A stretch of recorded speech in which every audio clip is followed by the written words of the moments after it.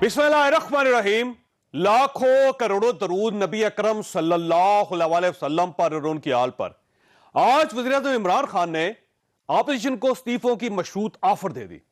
इनका कहना था ऑपोजिशन लीडर्स कौम का लूटा हुआ पैसा वापस कर दें, मैं इस्तीफा देने को तैयार हूं। इस्तीफे देने के लिए हिम्मत और जुर्रत चाहिए जो इनमें नहीं है। अगर इनमें इस्तीफे देने की हिम्मत होती तो ये एनआरओ करके मुल्क से ना भागते। नवाज शरीफ, आसिफ अली जरदारी और मौलाना फजलुर रहमान मुल्क का लूटा हुआ पैसा वापस कर दें। मसले का हल निकल आया। ऑपोजिशन को चाहिए ये हुकूमत के साथ बैठे और हुकूमत से पूछे कि ये किस किस दौलत को लूटी हुई दौलत कह रही है, ये वो दौलत वापस कर दे और वज़ीर-ए-आज़म का इस्तीफा ले ले। ये सौदा ज्यादा महंगा नहीं है। लेकिन मरियम नवाज ने ये ऑफर कबूल करने की बजाय ट्वीट कर दी, हमारे इस्तीफे ईमानदार बंदे जैसे नहीं होंगे कि स्पीकर बुलाए और गायब हो जाओ। सड़क पर खड़े होकर सुबह शाम असेंबली को गालियां देते रहो, फिर उसी असेंबली में आ बैठो और साल भर की गैर हाजिरी की तनख्वाहें और अलाउंसेस भी वसूल कर लो। बताते हैं इस्तीफे क्या होते हैं, थोड़ा सब्र तो करो। कि अपोजिशन के पास अभी भी इस्तीफों का ऑप्शन मौजूद है। यह हमारा आज का इश्यू होगा। और नून लीग के अंदर मौजूद बागी ग्रुप ने आज एक और प्रेस कॉन्फ्रेंस कर दी। ये तो शुरू से ही इराक एजेंट है और मैं ये सबूत कर सकता हूँ कि इराक एजेंट है। किसी मुल्क में ऐसा हुआ है कि जहाज आए, उतरे ना वीजा और वहां से जाए जनाब मियाँ साहब के यहाँ रायवेंट और वहाँ खाने खाए, शादी अटेंड करे, फिर वापस चले जाए। हमने जितने भी इलेक्शन हैं सब इसी बयानिए के साथ लड़े हैं कि पीपल्स पार्टी जो है वो मुल्क दुश्मन जमात है। लेकिन जब जाती मफादात की बात आई तो 35 साल की अपनी सारी बातें भूल के पीपल्स पार्टी के साथ बाहम शीरो शक्कर हो गए। मियाँ साहब ने साबित किया वो क़यादत करने के अहल नहीं रहे। जब मुश्किल वक्त आता है कौम को बेयारो मददगार छोड़कर बैरून मुल्क क़याम पजीर हो जाते हैं। कहा गया कि मियाँ साहब बीमार हैं, कभी नहीं देखा कि मियाँ साहब हॉस्पिटलाइज हुए हैं। मियाँ साहब को चाहिए किसी अच्छी क़यादत के लिए रास्ते को छोड़ दें। ये मुल्क इस्लाम के नाम पर बना था। अब आप औरत की हुक्मरानी के लिए राह जो है वो हमवार करने की कोशिश कर रहे हैं। इस मुल्क के अंदर औरत की हुक्मरानी की राह हम हमवार नहीं आपको करने देंगे। मेरी क़यादत अदालत के साथ वादा करके जाए कि मैं वापस आ रहा हूँ, कौम के साथ वादा करके जाए मैं वापस आ रहा हूँ, और फिर हमें ये महसूस हो कि ये तो झूठ बोल के गए हैं, ये तो चक्कर दे के गए हैं। मियाँ साहब अगर आप सच्चे हैं तो अदालतों को फेस करें, कोई बुरी बात नहीं है। अगर आपके साथ नाइंसाफी भी हो रही है तो कौम के लिए बर्दाश्त करें और अपने आप को सच्चा साबित करें। और अगर आप तशरीफ नहीं लाते तो फिर हम समझ सकते हैं कि आपके माल के अंदर कुछ काला है और आपका मौक़िफ़ जो है मुस्तकिल नहीं है। 31 जनवरी की डेडलाइन दे दी गई, वो भी गुजर गई। मौलाना फजलुर रहमान साहब भी आप सांस ले रहे हैं, मरियम साहबा भी शायद थक चुकी। और मुझे समझ नहीं आती कि हमारे जो सीनियर्स हैं, राना सनाउल्लाह साहब, ख्वाजा साद रफीक साहब, राना तनवीर साहब, क्यों सही बात करने की जरूरत नहीं रखते। हम सब इस्तीफा देने को तैयार हैं, लेकिन अभी जो बात मौलाना फजलुर रहमान साहब की क़यादत में कही गई थी कि हम इस्तीफे दे रहे हैं, सब इस्तीफे दें और अपनी बात कोई ना कोई तो सच्ची साबित करें। ऑपोजिशन के इस्तीफे सिर्फ हुकूमत के लिए मजाक नहीं बन गए, बल्कि इनके अपने लोग भी अब मजाक उड़ा रहे हैं। क्या ऑपोजिशन को अपनी गलती तस्लीम नहीं कर लेनी चाहिए? हम ये भी डिस्कस करेंगे, हमारे साथ रहिएगा।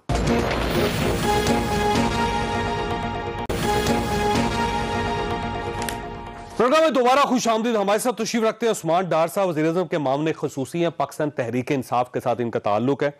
नाज बलोच साहब हमारे साथ तशरीफ रखती है, पाकिस्तान पीपल्स पार्टी के साथ इनका ताल्लुक है। और मलिक अहमद खान साहब हमारे साथ लाहौर में है, पाकिस्तान मुस्लिम लीग नून के साथ इनका ताल्लुक है। और हमारे आखिरी मेहमान हैं निशात खान डाहा साहब, ये पाकिस्तान मुस्लिम लीग नून के नाराज ग्रुप के साथ ताल्लुक रखते हैं। डाहा साहब सबसे पहले आपकी तरफ आऊंगा। सर, ये मैं आपकी प्रेस कॉन्फ्रेंस सुन रहा था जिसमें आपने फरमाया कि मियां नवाज शरीफ साहब राख एजेंट है, तो सर ये वाकई राख एजेंट है और आपको कब पता चला इसके बारे में? बिस्मिल्लाहिर्रहमानिर्रहीम। अगर आप 2008 से लेकर 2013 के वीडियो निकाले ना तो उज़्मा बुखारी साहब ने ये बात की थी सबसे पहले। दूसरी बात ये है कि मेरा ये इख्तलाफ है कि मियाँ साहब ने कभी भी उनके खिलाफ, इंडिया के खिलाफ, मोदी के खिलाफ कभी कोई बात नहीं की। अब मुझे बड़ा ये इख्तलाफ है कि जब जहाज़ यहाँ आके रुका और एयरपोर्ट पे फिर हेलीकॉप्टर मियाँ साहब घर गए, खाना खाया, और फिर जनाब वो चले गए। एक तो ये बहुत बड़ी वायलेशन थी। नहीं वो दूसरा ठीक है, कल लेकिन जो ये सर तो पुरानी जितने बात है ना सर। 2018 में तो आपने नून लीग के टिकट पे इलेक्शन लड़ा था सर। जी बिल्कुल। अगर ये राह के पुराने एजेंट थे तो आप पार्टी छोड़ देते, पार्टी ना टिकट लेते ना इलेक्शन लड़ते। आवाज ऐसा आ रही है सर मैं आवाज कह भी रहा सही हूं आ कि रही है। ये मोदी का जो वाकया है ये बहुत पुराना है। हाँ जी आपने उसके बाद इलेक्शन लड़ा, आपने टिकट लिया, आप पार्टी के अंदर रहे, जी हाँ। तो आपको चाहिए थी कि आप उसी को पार्टी छोड़ देते। मैं अभी भी पार्टी हूँ, किसने कहा मैंने पार्टी छोड़ी है? मैंने पार्टी कोई नहीं छोड़ी। मैं कह रहा था जब आपको ये पता चला कि मियां नवाज शरीफ साहब रॉ के एजेंट है तो आपको पार्टी छोड़ देनी चाहिए थी। मैं कह रहा हूँ उस वक्त मैं पीपल पार्टी में था और ये जो थी उस्मा बुखारी ये भी मेरे साथ पीपल पार्टी में थी। इन्होंने जो कहा था उससे भी तो आप पूछे ना, आपने कैसे कहा था कि वो रॉ का एजेंट तो है? फिर आप पीपल्स पार्टी को छोड़ के रॉ की पार्टी में आ गए। फिर आप पीपल पार्टी के मैंने 5 साल पूरे किए थे और फिर मियां नवाज शहबाज शरीफ ठीक है सर, मैं नून में आया था। वो और ये कब आए थे आप सर? हाँ जी वो कब आए आप? मैं 2013 में आया, 13 के इलेक्शन में। ठीक हो गया। लेकिन ये मोदी साहब सर 2013 के बाद मेरा ख्याल है पाकिस्तान यहाँ पे तशरीफ लाए थे वो मियां होता नवाज है ना शरीफ साहब जवेद के। साहब, मैं वो तो एग्जैक्ट होता डेट रहता भी है, आपको वो बता बातें देता हूं। मैंने आप करनी पड़ रही है ना। तो उसके बाद भी तो देखो इन्होंने फजल रहमान को कैंडिडेट खड़ा किया, चलो 18 की बात कर लेते हैं। तो मैंने अहमद खान साहब भी उस मीटिंग में थे, 160 MP थे। तो मैंने कहा था जी सुबह अगर एक वोट कम निकलेगा तो किसी पे शक न करना, वो मेरा होगा, क्योंकि मैं फजल रहमान को वोट नहीं दूंगा। इख्तलाफ तो उस वक्त भी था, इख्तलाफ अब भी है। नहीं वो ठीक था सर, तो लेकिन आप पहले छोड़ देते ना सर। 2013 में आप राह के यार मैं एजेंट अभी की भी पार्टी मैं में कह रहा आ हूं, गए, मैंने फिर मुस्लिम लीग नहीं 2018 छोड़ी। में आपने टिकट ले लिया, फिर आपने इलेक्शन लड़ लिया। मोदी 2015 दिसंबर में पाकिस्तान आए थे और वो मियां नवाज शरीफ साहब के घर गए थे, तो 2015 में आप पार्टी छोड़ देते सर। बड़ा आसान काम मैं था कह रहा हूं कि मैं अब भी मुस्लिम लीग नून में मेरा इख्तलाफ है, इनके बयानिए पे इख्तलाफ है। ये जो कुछ कहते हैं करते कुछ है, मुझे इससे इख्तलाफ है। मैं कहता हूं नहीं जो कहा है वो करो, मुझे इससे इख्तलाफ है इनसे अब भी। ठीक हो। तो ये तो मुझे और नहीं कर रहा, मैं क्या करूं? ठीक हो, ठीक हो। मलिक अहमद खान साहब, आप गेंद अब आपकी तरफ है सर। आपकी पार्टी के अंदर से आवाजें उठ रही हैं। कोई कह रहा है कि आप रॉ के एजेंट हैं, कोई कह रहा है कि मियां नवाज शरीफ साहब को हर बार वो डील करके बाहर चले जाते हैं, अब उनको मुल्क से बाहर नहीं जाना चाहिए था। कोई ये कह रहा है कि अगर इस्तीफों का कहा था तो इस्तीफे देने चाहिए आपको। तो सर अब आपके पास क्या जवाब है इसका? जी जय साहब, आपका बहुत शुक्रिया जी। देखिए मेरा जो आज ये आपका इन अरकान के साथ जो पार्टी से जिनका इख्तलाफ बना है या इन्होंने अपनी कोई अलहदा पोजीशन ली है, इस पे मैं बड़ा सख्त मोतरज़ हूँ। और मेरी इस बात पे कि ये एक पार्टी के डिसिप्लिन में थे और इनको उस पार्टी के डिसिप्लिन में अपने विद इन द पार्टी, अगर इनका जैसे इन्होंने भी कहा कि मेरा कोई इख्तलाफ था और मैंने विद इन द पार्टी कहा, तो वो तो एक डेमोक्रेटिक बात थी। लेकिन अब ये बात करना कि लीडरशिप के बारे में, तो ये बिल्कुल नाकाबिले बर्दाश्त है। मियां नवाज शरीफ साहब इस मुल्क के 3 मरतबा के वज़ीर आज़म हैं और डार साहब का इस तरह से अब बैठ कर कहना कि ये राह के एजेंट हैं और फिर ये सर आपके MP है, आपने टिकट दिया है, आपकी पार्टी के अंदर है। इनको मेरी इतला के मुताबिक इन अरकान को पार्टी से एक्सपेल भी कर दिया गया है, इनकी बुनियादी रुकनीत ख़त्म कर दी गई है। ये मुस्लिम लीग नून का मज़ीद बिल्कुल हिस्सा नहीं है और इनका ये तरीका का। लेकिन अभी MPA है या नहीं है सर? देखिए इनकी MPAशिप तो जो है उस पर एक लीगल क्वेश्चन है चौधरी साहब कि वो 2 सूरतों में ख़त्म की जा सकती है। नंबर 1 कि ये किसी मनी बिल पे वोट खिलाफ करें और या जो उसकी आइनी तरीक़ाकार इलेक्शन कमीशन में इनके ख़िलाफ़ एक रेफरेंस की है और वो एक प्रोसीडिंग की है, तो वो तो भी तरीक़ाकार जो है उसमें पहले इनको इनकी बुनियादी रुकनीत को ख़त्म किया गया। पार्लिमानी ग्रुप का ये मजीद हिस्सा नहीं लेकिन सर वो चले जाते ना आप इलेक्शन कमीशन में। दूसरी बात ये है कि अगर जमहूरियत की ये सूरत हाल है कि पार्टी के अंदर 2-3 अरकान अगर अपनी क़यादत के साथ डिसएग्री कर सकते हैं किसी इशू पे, तो उसको अगर उनको पार्टी से निकाल दिया जाता है और उनकी रुकनीत पे ज़ाहिर है ये डिसएग्रीमेंट नहीं है जी। देंगे तो सर फिर जमहूरियत तो ना हुई ना। नहीं चौधरी साहब, इसको कतई तौर पे आप जमहूरियत, ये डिसएग्रीमेंट नहीं है। ये तो आप अपनी लीडरशिप के ख़िलाफ़ मुकम्मल तौर पे आप उनसे अपने आप को डिसएसोसिएट कर रहे हैं।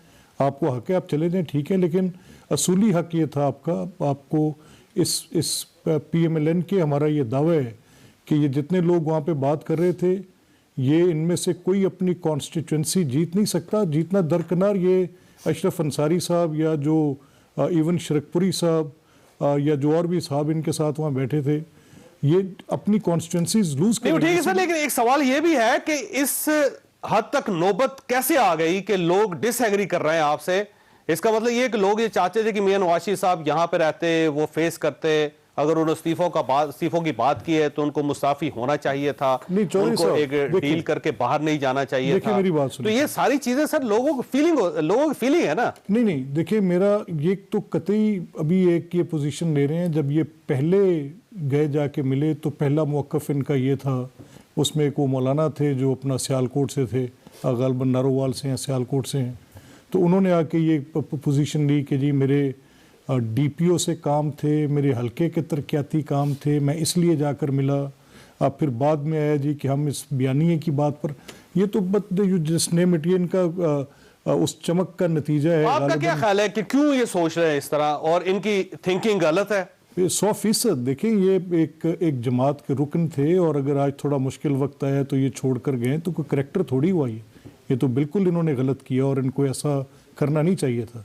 और ये कहना कि मियां साहब इस मुल्क के अंदर, ठीक हो गए। डॉक्टर साहब अगर आप कुछ जवाब देना चाहें तो फिर मैंने डॉक्टर साहब की तरफ आना है। पहली बात बड़ा तो ये सीधा कि सवाल है, वो ये कहते हैं कि करैक्टर का मुजाहरा करना चाहिए था आपको, अगर डिसएग्री करना था तो पहले करते, और अब अगर हालात इस टाइप के हैं तो आपको स्टैंड करना चाहिए था पार्टी और क्या। देखिए जी, सबसे पहली बात तो ये है कि ये इलेक्शन खान से फरमा रहे हम नहीं जीत सकते। 87 में मैं सियासत में आया, नवाज शरीफ चीफ मिनिस्टर थे, मैं अनअपोज और इंडिपेंडेंट चेयरमैन बना, उसके बाद मैंने कंटिन्यू किया। 2000 में मैंने तहसील नाज़िम का इलेक्शन लड़ा और आज़ाद लड़ा और इनको हराया। 2003 में हमारा MNA 2 MP तीनों हम आज़ाद जीते। 8 में मैं फिर पीपल पार्टी के इलेक्शन से 45,000 की लीड से मैं जीता खानेवाल से। तो मुझे ये बताया जाए, नहीं वो ठीक है सर, फिर 2013 में भी आप आज़ाद लड़ लेते, 2018 में भी आप अगली दफा इंशाल्लाह आज़ाद लड़ लूंगा। बदलने की, पार्टी में जाने की क्या जरूरत है? यार मैं अहमद खान मेरा भाई है, मैं यही कहता हूँ मैं इस्तीफा दे देता हूँ, मेरा खर्चा बर्दाश्त कर लो, मैं सवेरे इस्तीफा देना, ये मेरा खर्चा बर्दाश्त कर लो, मैं सवेरे इलेक्शन लड़ना, बात खत्म। मतलब है कि हर दफा रिजाइन दे के इलेक्शन लड़ना कोई आसान काम पे, इस पे खर्चा होता है। तो मेरे पास तो इलीगल रुपया नहीं है, मैं इतना बर्दाश्त कर चुका। मेरे भाई है, मेरे साथ बैठे हैं, मेरे दोस्त हैं, तो मैं इनको यही कहता हूँ, मैं सुबह रिजाइन जाके देता हूँ, भाई मेहरबानी करे अहमद खान मेरा इलेक्शन का खर्चा बर्दाश्त कर ले। दूसरी नंबर सर मैं ये कहना चाहूँगा, एक बेहतरीन मौका था जब बजट इजलास था।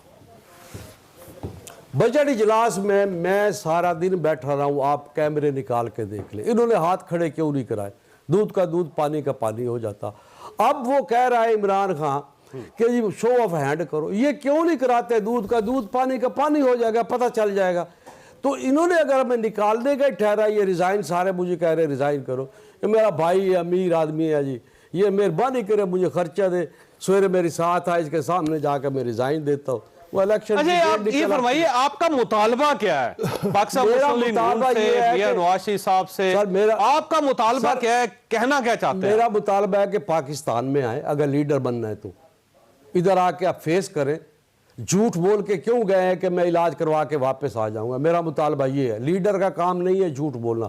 हजूर पाक सल्लल्लाहु अलैहि वसल्लम से किसी सहाफ़ी ने सवाल किया कि या हजरत ये बताएं कि सबसे बड़ी जहाद कौन सी, तो आपने फरमाया सच बोलना। मेरा ये है जी सबसे बड़ा। अभी कभी वो एक दफा बीबी ने कहा आर होगा या पार होगा, तो मुझे इंडिया वाला गाना याद आ गया, कभी आर कभी पार। तो मतलब ये जो कुछ भी कह रहे हैं, जो भी बयानियां दे रहे हैं, किसी पर तो यार ये पूरा उतरे। चौधरी साहब मुझे इजाज़त देते हैं, देखें मैं I take a very serious objection to this. देखिए वजह ये है कि मुझे इस बात पर बड़ा सख्त इख्तलाफ है कि आप एक पार्टी के टिकट पे खड़े हुए हैं, उसी की लीडरशिप के ख़िलाफ़ आज आप 100 बुराइयां निकाल कर खड़े हैं और उस पर आप तज़हीक के पहलू भी ढूंढ रहे हैं, और आप एक उनके इलाज के सिलसिले से बाहर जाने पे, ठीक है जिस तरह की कोई मुखालिफ पॉलिटिकल पार्टीज़ में भी ये लोग बात करते रहे, ये भी कह लें, हर्ज नहीं है, लेकिन कुछ वो दामन जो आपने कल तक थामे रखा और आज आप उनके ऊपर आप ये मुलाकात भी ला रहे हैं साथ जिस तरह की आप लाना चाहते हैं, तो ये